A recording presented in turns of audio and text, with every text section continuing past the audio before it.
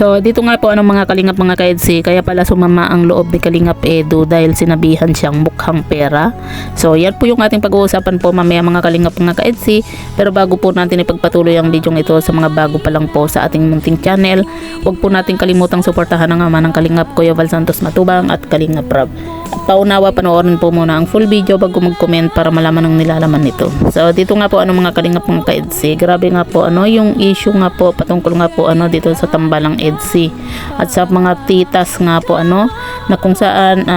ayaw po nilang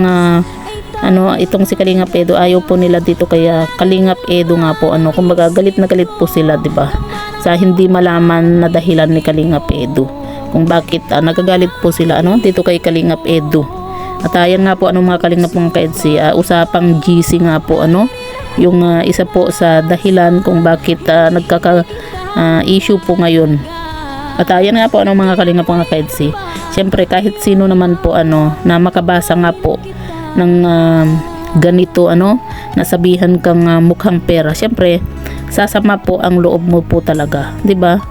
Kasi yun bang hindi mo kasi minsan po mga kalingap mga kaedsi, yun bang, di ba, sa ibang tao minsan kapag kakaharap mo napaka buti nila sa'yo, kumbaga napakaganda po ng pakikitungo nila sa'yo, pero kapag yung nakatalikod ka na, pinag-uusapan ka na po pala kaya isa rin po yan sa dahilan na hindi po talaga maganda yung may GC, lalo na sa mga nasa loob po ng GC kapag kayong hindi po pareho na sinusuportahan po itong si Kalingap Edu at Beyonce, di ba? Sabi nga po ni Kalingap Edu, di ba, na pilit po nilang sinisira po yung EDSI, kumbaga pilit po nilang pinaghihiwalay po itong si Kalingap Edu at Beyonce, di ba? Samantalang sumikat po kumbaga nakilala itong si Beyonce dahil na rin kay Kalingap Edu. Kita nyo naman po, di ba, nung unang pang ilang vlog ba ni Kalingap Rob itong si Beyonce, nung medyo pumatok na po yung pangalan po ni Beyonce, nung part 5 na po yun, di ba, nung si Kalingap Edu na po yung nagbukas po ng grocery or package para dito kay Beyonce, di ba, doon po gumanda-ganda po yung views po ni Kalingap Rob dito kay Beyonce, kasi si Kalingap Edu na po yung kumbaga parang inilalove team kumbaga wala pa pong love team na yun kumbaga parang tinatry po ni Kalingap Edu kung sino ay ni Kalingap Rob kung sino po yung babagay po na maging partner po ni Beyonce, kasi di ba nung una si Kalingap Lolo, pero hindi po nag-click, di ba, tapos nung si Kalingap Edu na po, doon po, di ba, biglang kahit na wala pa pong binubuong love team, ang dami na pong kinilig, di ba, dito nga po kay Kalingap Edu at Beyonce. Kaya naman malaki po yung naitulong at naiambag po ni Kalingap Edu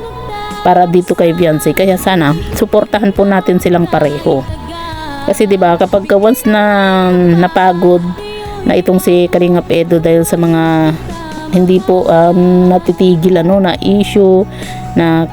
yun bang kung may makasalamuha lang po siya na iba sa mga beneficiary po niya, di ba,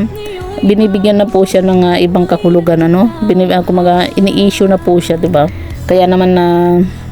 nakakalungkot po kapag once na itong si Kalingap Edu na mismo yung mapagod. Kasi kita nyo naman po, di ba,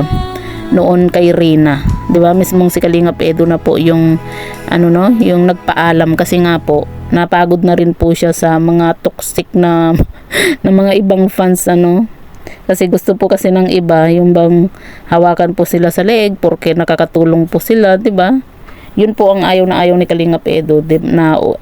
napansin po natin sa ugali po ni Kalingap Edu, yung hinahawakan po siya sa leeg na hindi po niya magawa kung yung gusto niyang gawin, kung sino yung dapat niyang pakisamahan, di ba? At ayan nga po mga kalingap mga kaedsi, syempre kahit sino naman po sasama po talaga ang loob yun bang sabihan kang mukhang pera, na alam naman po natin na hindi naman po mukhang pera itong si Kalingap Edu, di ba? Kasi malaki nga po ang naiambag at naitulong po niya dito kay kay Beyonce, maging kay Kalingap Rob. Kasi kita niyo naman po, di ba, Kasi itong si Kalingap Edu po pwede na po siyang magsarili kung tutuusin. Pero dahil sa laki po ng respeto din po niya dito sa kay Kalinga Prab nga po at kay Kuya Bal, at gusto rin po ni Kalinga Edo na nakakatulong po siya sa channel po ni Kalinga Prab. Talagang pumapayag din po siya na ma-love team, kasi malaking tulong din po yun sa mga beneficiary po ni Kalinga Prab. Kaya sana wag po natin sabihan na mukhang pera po itong si Kalinga Edo, kasi yung mga ibinibigay naman po na pera po kung sa ng mga blessing dito kay Kalinga Edo, hindi naman po niya yun hiningi, di ba? Kusa po yun na ibinibigay po ng mga sponsor. Kaya wag po natin sabihan po na mukhang pera po itong si Kalinga Edo.